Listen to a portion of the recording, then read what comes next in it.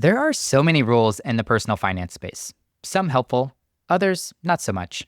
Let's set aside the bad ones for a minute. For example, stop buying avocado toast, which is just ridiculous when you think about it, and discuss some of the helpful ones. What comes to mind? I went through this practice and wrote down a bunch in preparation for an episode with Jesse Cramer on the best interest. I realized many would only be helpful for certain groups of people or a particular time in someone's personal finance journey. One that comes to mind is to avoid credit cards. This would be a great rule for those struggling with credit card debt. Probably not so great for everyone else. But through that process, I did land on 5 golden rules that I think would be helpful for anyone regardless of their situation. And Jesse did the same. Of course, as 2 podcasters would, we took to mic to debate our list. This conversation first aired on Jesse's podcast, The Best Interest. Jesse is a good friend and has been on the show many of times. If you haven't done so yet, check out his podcast. He does a great job breaking down complex financial topics and simplifying them through analogies and stories. You'll get a taste of his style in this episode. So let's get into it. I hope you enjoyed my conversation with the man, the myth, the legend, Jesse Cramer. You know those moments where you think, I wish I would have learned this in school? Those are the topics that we love to talk about. Join me each week as I interview experts sharing their strategies for solving problems that us young adults will face throughout our 20s and 30s. So what are you waiting for? If you want new episodes about adulting advice every Monday, hit that follow button.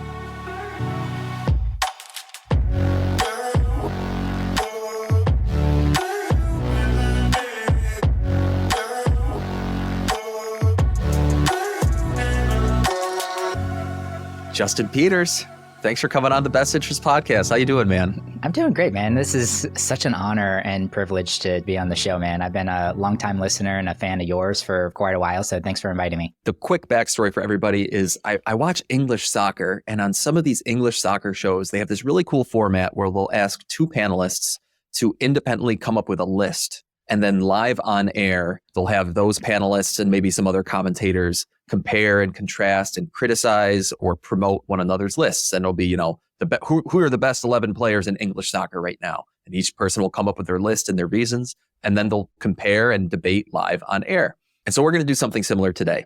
I asked Justin to come up with his top 5 golden rules of personal finance and investing. I did the same. Plus, we added in some honorable mentions because maybe Justin's number 5 will be my number 8, and that's worth talking about. But then here, live on the podcast, we are going to reveal each other's lists. I haven't seen Justin's. Justin hasn't seen mine. And then we're going to talk about it. And we're going to talk through why we think the things we think, why we don't think the things we don't think. Hopefully it's fun and also maybe sheds a little light or a little education on our opinions, and maybe that'll help you in some little way. What do you think of all that, Justin? I think this is a great idea. As soon as you pitched me on this idea, I was like, yes, I am down for it. I'm so stoked for it. I think we might have a little overlap here, but I'm also interested where you and I have a little bit of disagreement in it. So let's get into it. Right. Perfect. Well, as the guest, I feel like I have to ask you to go first, Justin. And then we can snake back and forth like they do in a fantasy football draft. Why don't you start with your number 5?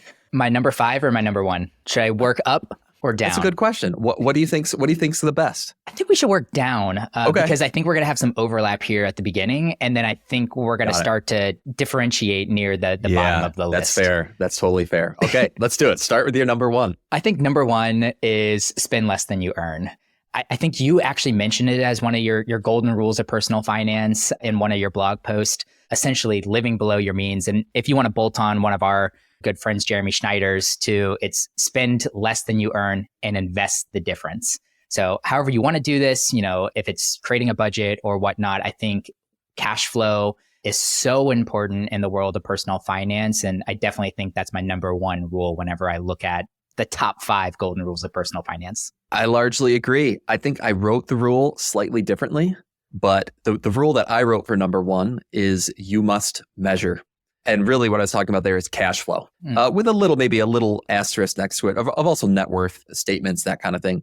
But the idea being that you've got to measure your monthly cash flow. You have to know how much you are spending. You have to know how much you're earning. You have to know that cash flow is positive on a monthly basis, because everything else that you do in your financial life is a function of do you have extra money on a monthly or bi-monthly or quarterly basis to do those things with? Every vacation that you spend is saved from positive monthly cash flow. Every time we put $500 a month into our Roth IRA, it's because we have the extra cash flow to do that. So earning more than you spend, spending less than you earn, measuring your cash flow, I agree, is the most important golden rule of personal finance. Is that one of the very first things you do with new clients? I'm guessing it would have to be. Can you make subsequent decisions without really thinking through this very first one? One of the first things we do with new clients is we ask them for their big four. And their big four are assets and liabilities. And that's to be able to put together a net worth statement. And then we ask them for monthly income and monthly expenses, or annual income and annual expenses. And that's so that we can start to do cash flow planning for them. We supply them with a tool. It's called E-Money. Fidelity originally developed E-Money, which is similar in some ways to any sort of budgeting or cash flow tool that you've experienced before. But yeah, it is absolutely fundamental. And ideally, we capture all that information from our clients before a pencil hits a paper and we do the first bit of work, because you need to know all those different puzzle pieces before you can start putting the puzzle together. Makes total sense. And then I think I know you personally too, but I'm guessing, are you a measure every dollar type of person? Like something comes in, something comes out, you have some kind of transaction on a ledger? So my old school approach, especially before Kelly and I combined finances, was very much that. Very, very much that. Now, I actually use E-Money myself because it's pretty easy. You can link accounts and it's all automated. It's got a lot of that nice functionality to it. Technically speaking, E-Money does measure every single dollar, but there are definitely times where it'll miscategorize something or do something a little like that. And because it takes a lot of the automation on itself, I don't have to log in that often to check it. So I'll log in twice a month, say, and just look at what's happened recently, make sure that everything makes sense, make sure that all the transactions are real and justified. And sometimes it sparks some conversations between Kelly and I about, we spent this and why do we spend that kind of thing.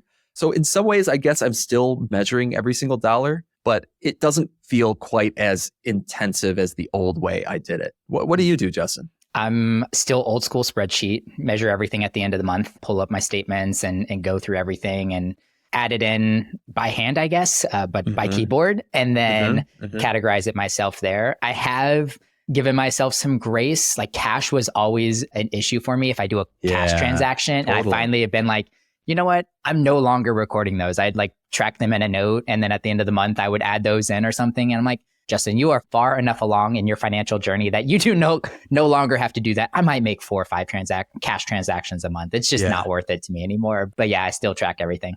How long have you been doing that for? Oh man, I bet 10 years. I bet I can pull spreadsheets back from pretty far. Do you feel like if you stopped doing it today, would that negatively affect your actual spending? Like you'd spend more accidentally and it would actually negatively impact your financial life? Or would it just have a negative effect on kind of your financial anxiety, for lack of a better term? I think the latter. I think this is actually a really good question. I think I would probably be the exact same spender if I tracked or didn't track. There might be a few things, fraud, for example, or transactions that were over what I expected. There are some things that I pick up that I'm like, oh, I need to question that, or that actually belongs somewhere else. But no, I feel like I have some pretty good spending habits already. It's one of my superpowers in the world of personal finance. I'm not really sure it would change if I didn't or did track my monthly expenses. I feel the same exact way. I think I spent 6 or 7 years using YNAB, You Need a Budget, religiously. And when I stopped using it, I still spend the same amount. I'm still hesitant to spend on certain things. I still love spending on these other things. I still save for the big expenditures the same exact way. But I will say the part that affected me was just not quite knowing. And that was the part where I had a little knot in my stomach about not knowing where my money was going. Whereas now, at least what I'm doing now, I feel like is this happy medium where I still at the end of the month get very clear knowledge on what we've spent and how we've spent it. But I'm not necessarily in the weeds, and I'm not doing it on a, multiple times a week, logging in to make sure that my accounts are all reconciled, anything like that. I will say it does help at the end of the year to kind of look back, and I just put up all of my vendors and my spending categories, sort them highest to lowest. And then I just start thinking through each one. Is there a way that I can reduce this cost or this spend? Even like gift cards. Like my dad's like, they like to give me gift cards for Christmas. So I'll just like go and like, where do I spend my money? Okay, those are the gift cards I'm going to ask for. And that's a really silly and nuanced example, but it does help me kind of do a kind of end of year recap. And I'm like, oh, my insurance was up. Maybe I need to call my broker and just see if he can do anything there. Yeah. Or Yeah. internet, seems to be climbing, or that's number 5 on my line item. Like I'll go and I'll do a couple of proactive things knowing where some of my big budget spending is. Have I ever told you some would call it frugal, some would call it smart, some might call it cheapskate. That's okay. But my gift card hack, for lack of a better term? No, I would love to hear because I have way too many gift cards. And I'm going to put it in the form of a question, not only for you, but for the audience. Because if you get a gift card to say Red Lobster or Cheesecake Factory or whatever, even your favorite restaurant in Austin, what's likely to happen is you're going to go there and you are going to spend money at that restaurant that maybe you wouldn't have otherwise have spent.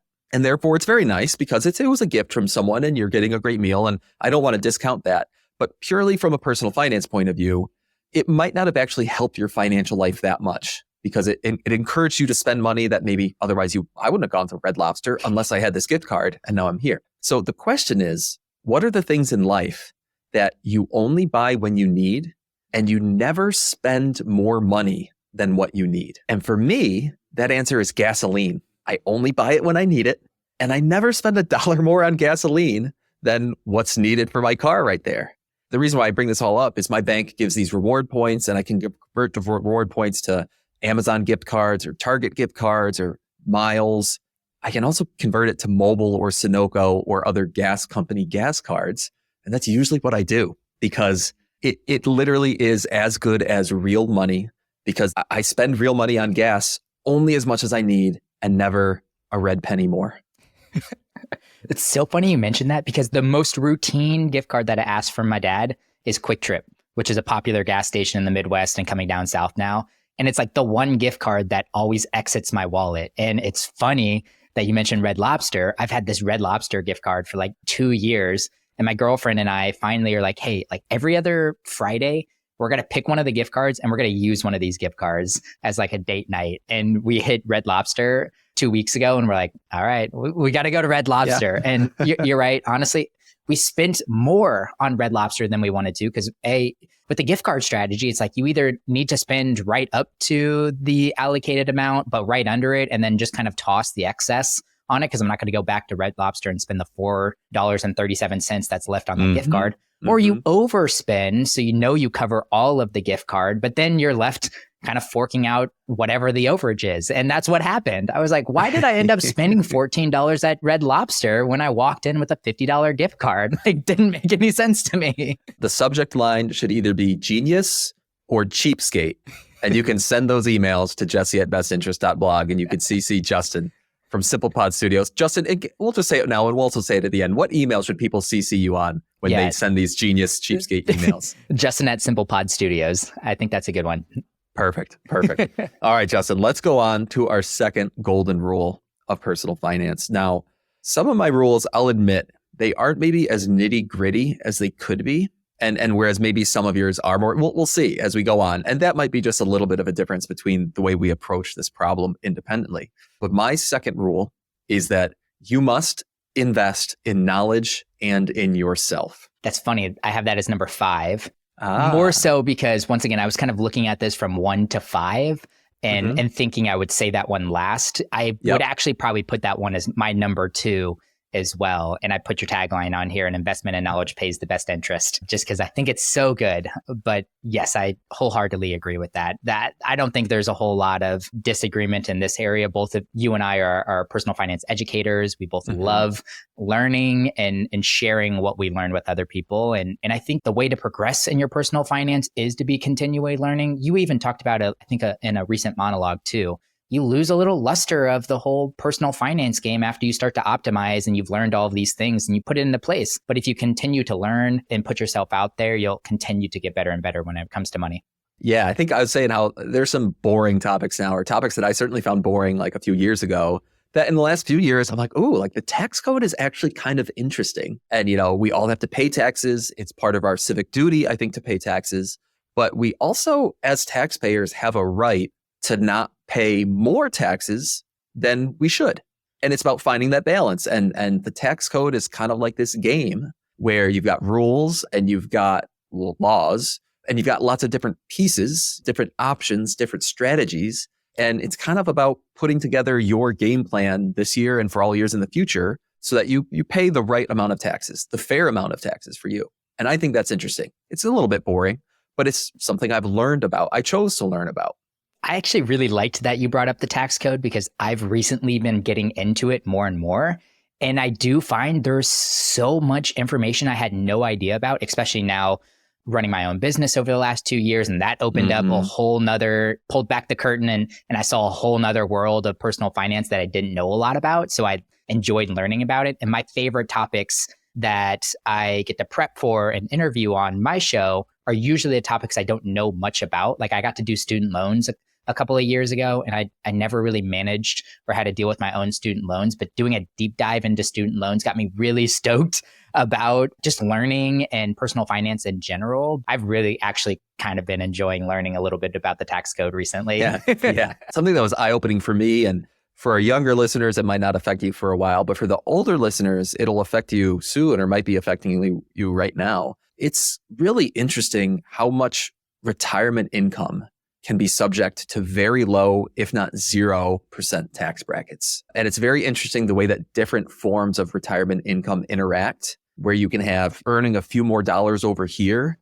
Not only is that a taxable event in and of itself, but it also might make other forms of income now taxable. The basic example being Social Security, right? A lot of Social Security for a lot of retirees is actually not taxable at the federal level, depending on your overall income. So someone can be in situation A where they're really not paying much tax on their Social Security income. Oh, but if they decide to take a withdrawal from their IRA, not only is that withdrawal itself considered taxable income, but it has now qualified more of the Social Security that was previously not taxed. The federal government, the IRS, will now consider that Social Security taxable. That's a very common scenario, but something that I think a lot of people don't realize. And the rabbit hole only goes deeper from there. But Anyway, I digress. The idea of investing in that kind of knowledge or investing in yourself, like developing your own skills in some way, which then kind of segues into potentially increasing your income over time because you've been investing in yourself and investing in your skills, is a huge part of this personal finance investing journey. Yeah, I think the quote to summarize this, your income can only grow to the extent that you do. So I like that. And so much of what I talk about on my show, because we speak to 20-somethings, is increasing your income. And such a big portion of that is becoming more valuable. Therefore, to become more valuable, you have to increase your skill set. A lot of what I love to talk about is learning and growth. And I think that's super important outside of even the context of personal finance. Agreed. So what was your number 2, Justin? My number 2 was don't invest in anything you don't understand. Ooh, and I like it. I think there might be some nuance in this, so I'd be curious to see if you have any pushback on this. And I think we probably have to put a few definitions or bumpers on something, because can someone ever truly understand the complete scope of what they're investing in? Probably not. If I'm investing in some kind of index fund, do I understand entire mechanics of that index fund? No, probably not. Do I understand the balance statements or the business model of every business that's included in that index fund? No, probably not. But what I meant by this is that I think you need to understand at least the high level mechanics of how something is going to make you money and what are the potential pitfalls of investing in this certain business or property or equity or whatever asset we might be talking about. And I think from a personal standpoint, this is where I've gotten myself in trouble. So I hired, I say financial advisor, really insurance salesperson early on in my investing journey, because I didn't know how to invest. I thought, I heard so many people say, you need to go hire a financial advisor, you need to go get help. And I got introduced to someone at a company that I probably shouldn't mention so that this doesn't get taken down. But if I said the company, you would know this company. And I didn't realize, I thought they were someone that was looking out for my own good. But, after I started learning more and more about personal finance and I started to ask better and better questions to this salesman, I started to realize they don't have my best interest. And I think I'm actually out equipping them whenever it comes to knowledge and what's best for me. And I got stuck in some kind of life insurance policy, which kind of looks like an infinite banking product. And it was egregious. I think I ended up putting in about $15,000. And by the time I pulled it back and tried to get as much money out of it as I could, so I could just go into more simple, diversified investment products, I came out with like $1,200. And, there was much promise about, how much this is going to pay me out in my 60s and 70s. But I was just looking at the fee schedule. I was looking about the complexity of how that product paid, and I fully didn't understand it.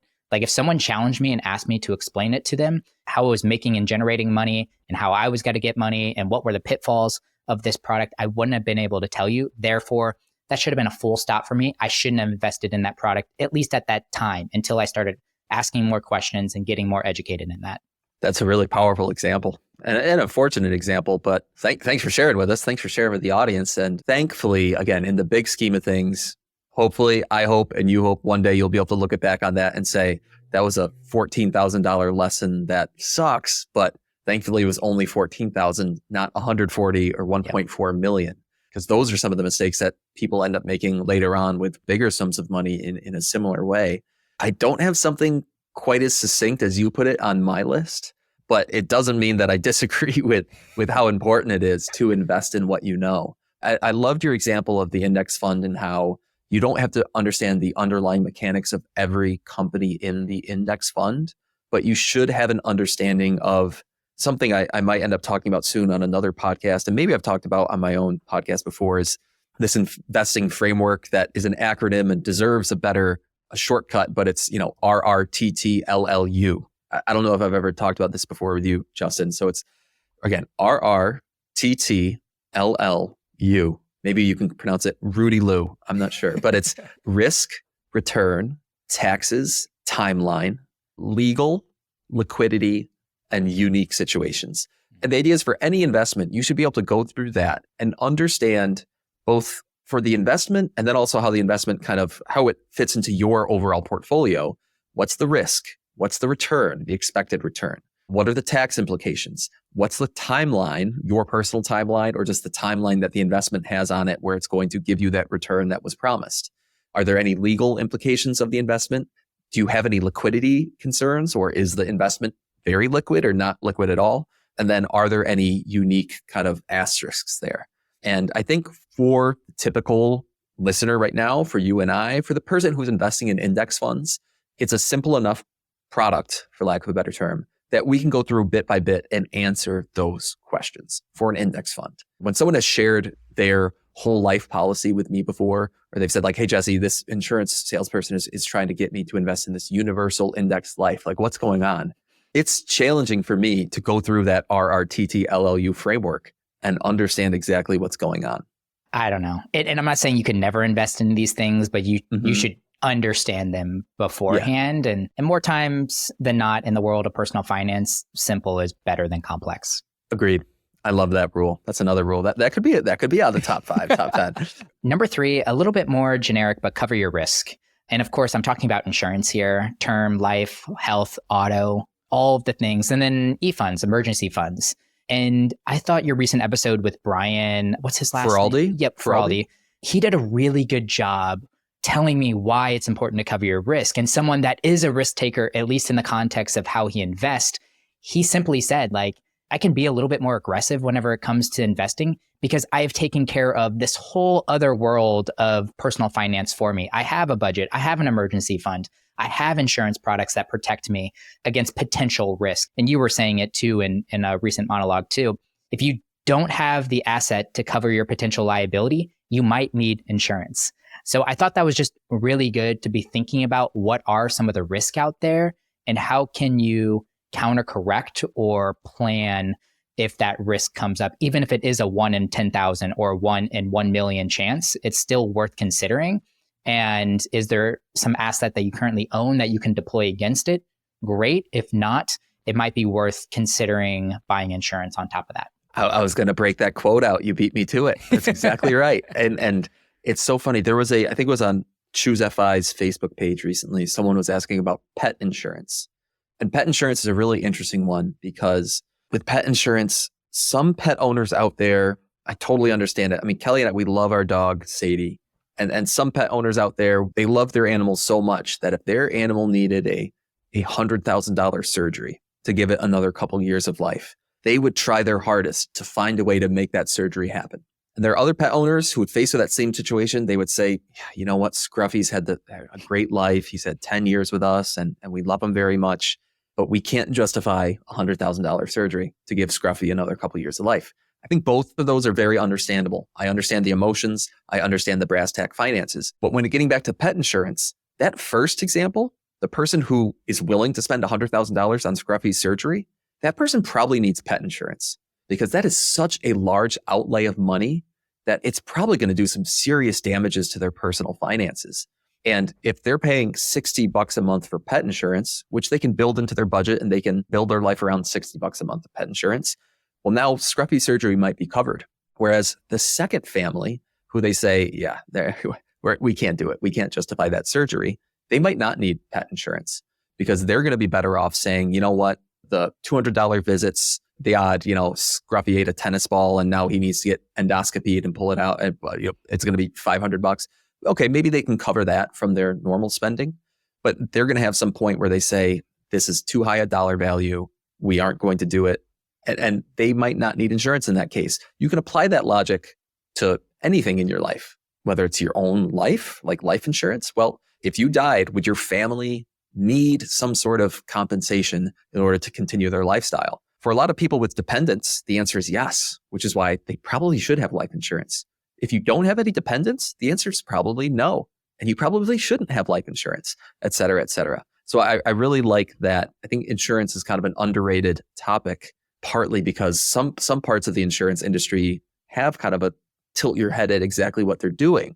But yeah, I like that that's on your list, Justin. What do you got for number 3? So my number 3 is focus on the big stuff. Housing, transportation, your spouse, those kind of things. So you must focus on the big stuff.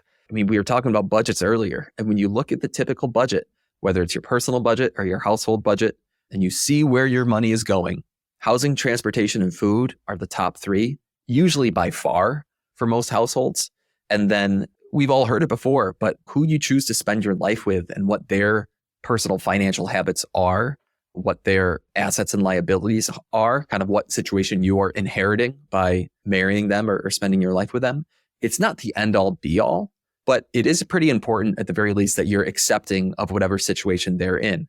You don't have to be perfectly aligned. If I'm really frugal and my spouse wants to spend $1 million a year, well, you've either got to accept that or avoid it because your other option isn't going to be good. Yeah, this one landed on my honorable mentions and it could have easily been in my top 5, I believe. I think it dropped a little bit lower. I don't know. I was kind of like back and forth on a few of these ones at the very end here. What's the importance level? Actually, my next one coming up, number 4, was between this and my number 4 that I put down here. But it's so true. Like it's kind of the Pareto's law or Pareto's rule. Yeah. Like 80% of your expenses are probably 20% of your items. And worrying about the big 3 that you mentioned is probably got to make the most impact. Like whenever I'm doing my end of the year expense recap, I'm not looking at the bottom, anything that I spent $500 or less on. Like it's marginal in terms of what impact I could potentially do. Sure. Could I call up Juiceland and ask if, when they put their coupons out and I could go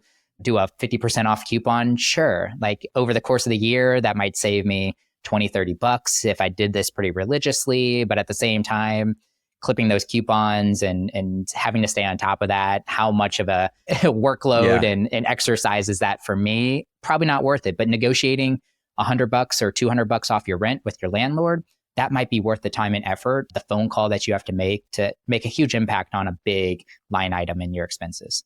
Love it. Juiceland. I don't know if we have Juicelands up here. It's an Austin specific. They have literally taken over Austin. I don't think there's very few juiceries. I think that's the right word. Juiceries and Austin outside of Juiceland. Whenever you come next, I'll take you out because it's definitely one of my favorites. Got it. Yeah. I don't know how many juiceries we have up here in Rochester.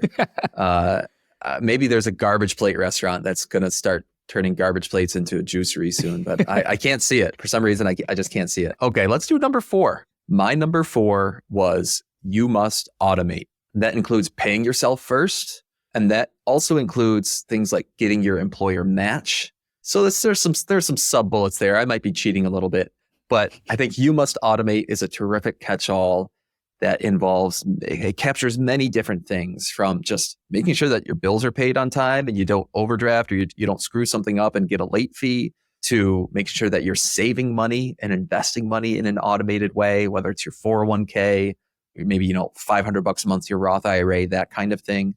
Just as you go down the line, as you look at the behavioral research, automation is a key, truly a golden rule for personal finance and investing success. Yeah, this one, it didn't quite land on my honorable mentions because I couldn't frame it into something, but I had this kind of psychology behavior section that I was trying to pull forward, at least one kind of golden rule that encapsulated a lot of these kind of sub bullets that I was thinking on, but automating was definitely something I was interested in. But if I push back, are there any areas or moments or situations where you feel like automation is probably not something someone should be doing at that certain time? Like, for example, if I were to give you something, maybe when someone is first creating their budget, maybe it's not right for them to use an automated tool that summarizes some of those things, but they have to go through the painstaking of actually at the end of each week writing down those expenses so it can really get ingrained in them. Yeah, I think that's a perfect example, actually. And you're right. I think as people are learning and dipping their toe into some of these things, it helps to be a little bit more hands-on and to be in the weeds a little bit and to really see and feel what's going on a regular basis. Totally agree with that. It's really helpful for the learning curve. You and I can probably both attest to the fact that when we talked about our budgeting before, being in the weeds a little bit there was beneficial for us and probably led to more good than harm. I just think there are some things, and I bet you agree, Justin, like there's some things where once you do it once or twice, then it's time to set it on autopilot, because you kind of look at the cost benefit of it all or the risk versus the reward. And the risk is you forget about it. Yeah. And that's not something that you want to flirt with. And so you're just better off setting it and forgetting it in some way. I promise you, I don't want to pay my bills every single month. Like the fact that is automated and I don't care is great. There have even been times where I wanted to balance my checking, my savings, my investing accounts. And then I finally got that to an automated state as well. Whenever it hits this certain dollar threshold, then it pulls money from my savings back into my checkings. Like you do one overdraft fee and have to deal with the fiasco of getting that off of your statement. I'm pretty much over that, and I figured out a way to automate it. So I think in most of this statement, I think, Jesse, you and I are probably aligned, and we probably agree that automation is for the better, especially whenever it comes to investing, dollar cost averaging, all of the like. Perfect. I love it. What was your number 4? My number 4 was play the long game. So what I meant by this is doing the small good things for as long as possible. Of course, I think this is really obvious whenever it comes to investing. And man, you really shook me a little bit on some of those recent episodes when you were talking about like 1997 to 2009, the S&P 500, looking at it from inflation adjusted, like the returns would be 0. Right. But then you tack on like 10 more years behind that from kind of looking at it from like a 20 or 25 year period. And it was something crazy like 10x returns. And I think that's super important in the context of investing for sure, not trying to play the short game and compete with the people that are. I think more harm than good comes from that element. I don't find too much harm from playing the long game in most areas of personal finance. Not only do I agree, but you're just making me think of, I am now suffering in some cases from the curse of knowledge when it comes to playing the long game, because the communities that we're part of and the things I think about through the best interests, the kind of conversations that we have, the kind of conversations I have at work, everything is focused on the long game. I mean, it is such a good fundamental of personal finance and investing to be focused on the long game. And the curse of knowledge comes about where, last week now, so this is the 3rd year in a row, where in March, there's a local school district that's invited me to speak at their kind of teachers education, teachers self-improvement day. And I just give a personal finance 101, investing 101 type course, focused specifically with some thoughts on their 403B program, which is kind of like a 401k, and also the New York State teachers pension system. And some of the questions I get during the investing portion specifically, I realized that the definition of investing that these teachers or the school staff have been exposed to is not the long game. Like I can just tell by the question itself. The question is, well, how do I know which companies to buy, and how often should I be buying and selling them? And And what are some good, like, what's a good price to buy a stock at? It'll be a question like that. What's a good price to buy a stock at? And that's a hard question to answer. I mean, you can't answer it shortly, right? Because the real answer is we got to start at ground level. We got to build a foundation up. Just that question itself belies the fact that you're not thinking about investing from a long-term point of view, and totally understandable. I mean, that's why we're doing the things that we're doing here, Justin. But anyway, it's a great one. Yeah, the long game, I think, is so fundamental to the way that I approach it that sometimes I'm caught off guard because I forget the fact that a lot of people out there aren't thinking about it this way, and they'd probably be better off if they were. Yeah, to push back on my own rule too, I do think you made a pretty good point too in that episode where you're talking about the returns in the S&P 500, that we should be playing the long game, but also, especially for new investors, you should be educating them about what's going to happen in the short game. And that you might see 10, 20% drops, or a year where you get 1 or 2%. And you have to explain the difference between the short and the long game from an investing standpoint.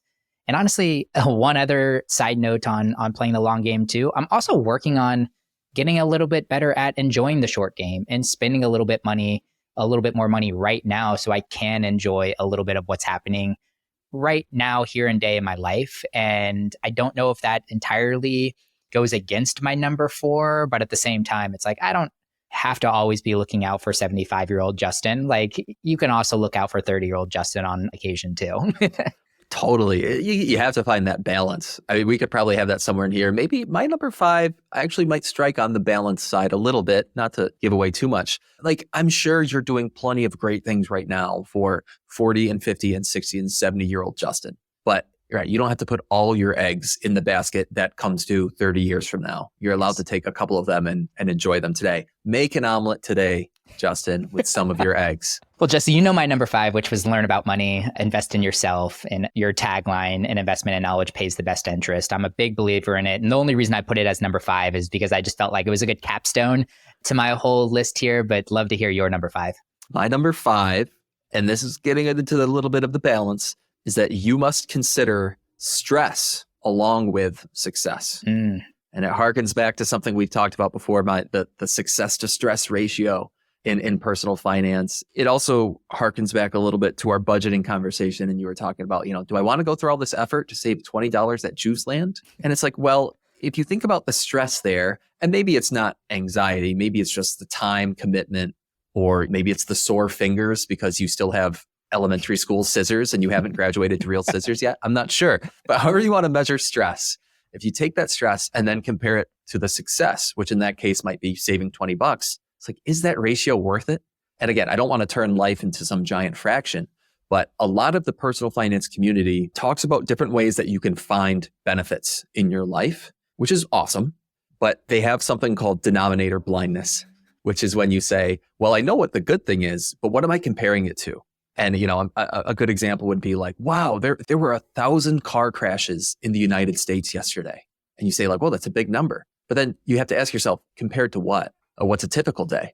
Yeah. Is 1,000 car crashes a lot or little? You need to have a denominator to compare that to something. And a lot of the personal finance community, they'll talk about all the benefits of XYZ, or maybe all the downsides of something else. But then you have to compare it to something. You have to have a point of comparison. And for me, a big one is, I can understand the success that comes from budgeting or long-term investing or anything like that.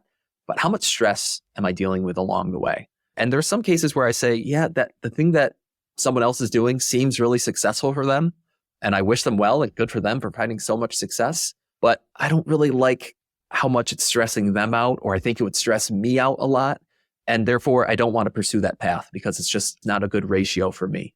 Yeah, I think that's a really good point. And I think I really struggle with this because I'm so math and logical heavy that sometimes decisions, I just always lean that way. It's like, oh, what should I do? Invest or pay off this debt? And it's like always really obvious for me, depending on whatever the numbers say. But I know it's not always obvious, or like there is nuance to that with this kind of unknown factor around stress. And like, what does it got to do for your wellness, your financial wellness and your mental wellness and all of this? And honestly, that's a big reason that I do like financial independence in general. Like, I'm somebody that grew up in a very thrifty and frugal household, and money was always a topic of conversation.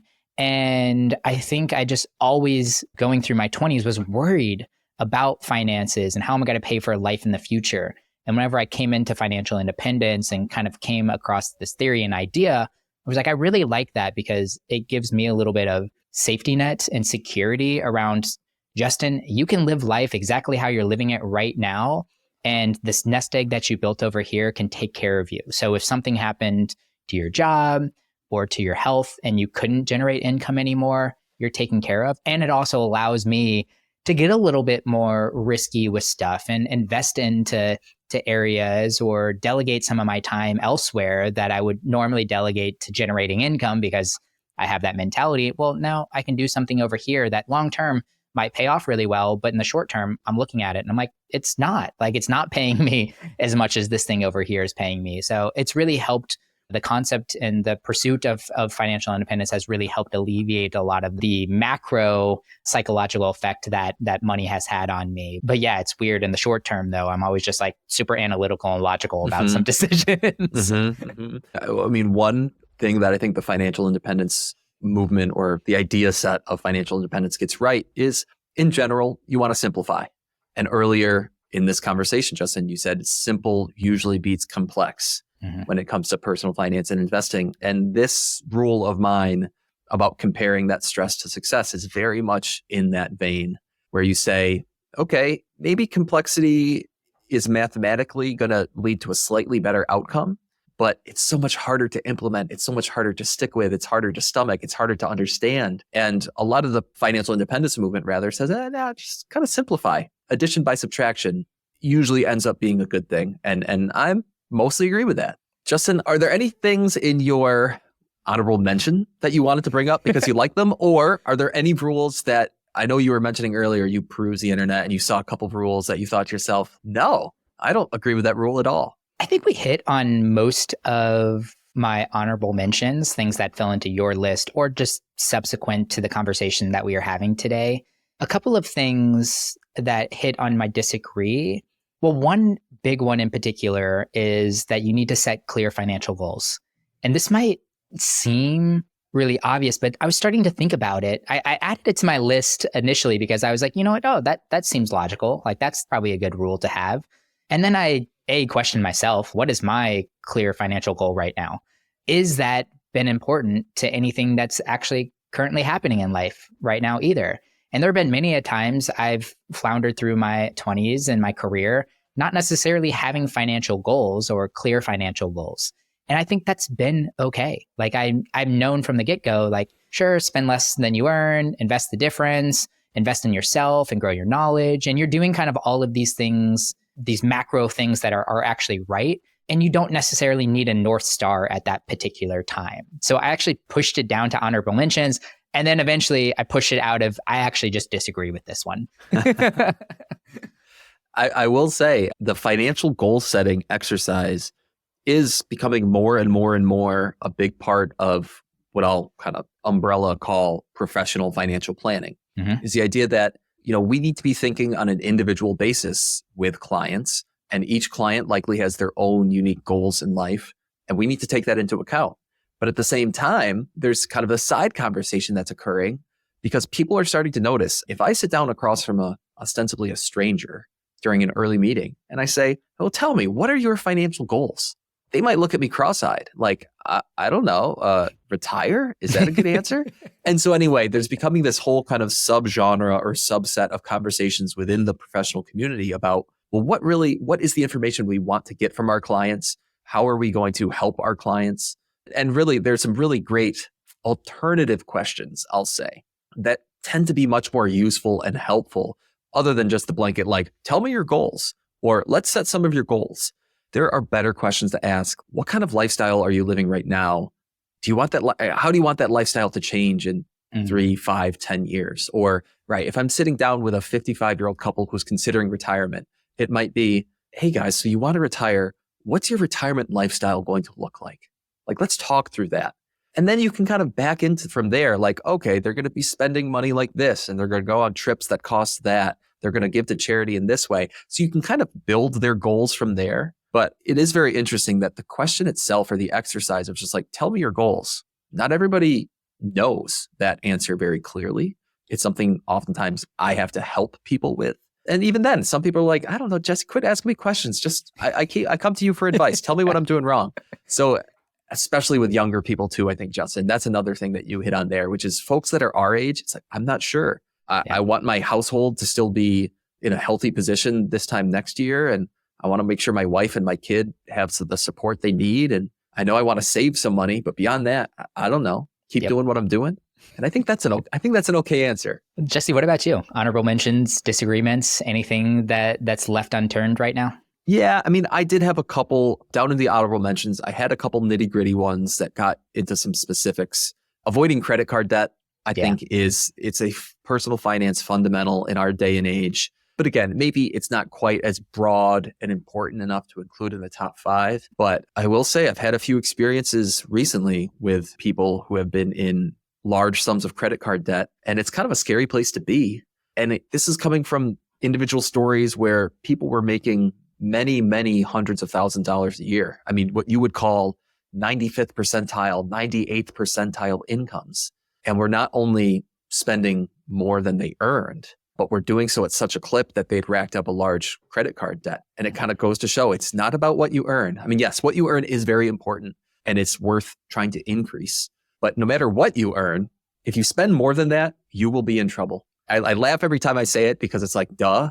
And everybody who knows anything about personal finance says that. Yep. But there's a reason why. And that's the important part for everyone to understand. There is a reason why. I need to clap as I say it. Eat healthy, from a wellness coach or a personal trainer. It's like, obviously, but you got to call it out because people still don't follow that line of thinking. Totally. That's exactly right. As far as the diet goes, that I can attest to. I know there are things I should and shouldn't be eating. And yet I still often eat things that I should not be eating.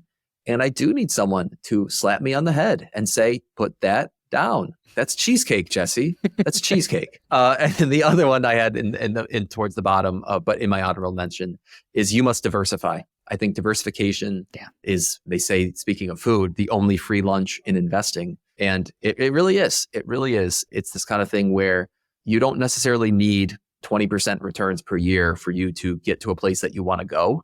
And diversification is a way to essentially increase it's called your risk adjusted return, but that's way too nerdy of a term. The idea is that you can still achieve very healthy investment rewards while not exposing yourself to too much investment risk or volatility if you properly diversify. Anything on your last minute thoughts, Justin? I don't think so. I think part of me thought we would have some more disagreement, but part of me now looking at it realized that we're in lockstep a lot around values and principles whenever it comes to personal finance. So I'm actually not that surprised.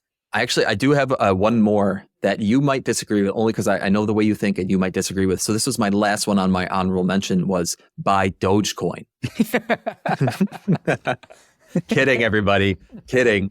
I would not recommend that. No, I agree. I think you and I come from a similar overall perspective to personal finance. So, by and large, we approach this the same way. And speaking of, so we mentioned before, we mentioned the struggle is real. We mentioned your approach to personal finance.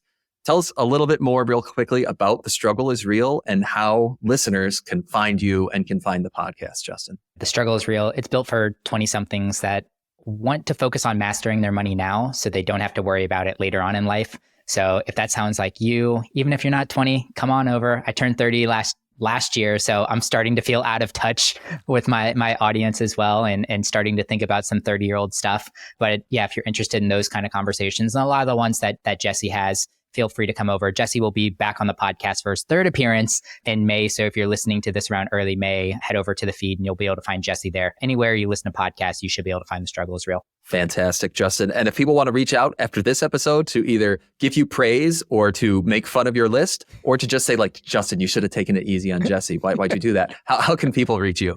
I think I took it easy on you, but if they want to make fun of the list, definitely you can email me, justin@simplepodstudios.com, or find me on LinkedIn. I'm super active over there as well. Fantastic. And I will make sure that my production team puts this all in the show notes, Justin, because it's your brother, Kyle. All right, Justin Peters, thank you for stopping by the Best Interest Podcast. Jesse, thanks for having me on, man. thanks for listening to the episode. As always, I appreciate your kind words. If you want to leave us a rating and review on your podcast player right now, that would absolutely make my day. If you want to find episode show notes, our blog, and other great resources, head over to tsirpodcast.com. If you have follow-up questions, an idea for a future episode, or just want to say hi, we have a contact form on our website, and those messages go straight into my inbox, and I promise you, I will reply. But all right, guys, I really appreciate you tuning in.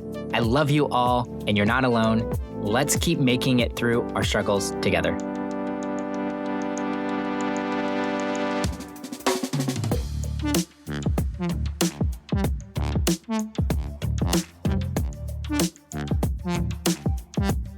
Mm-hmm.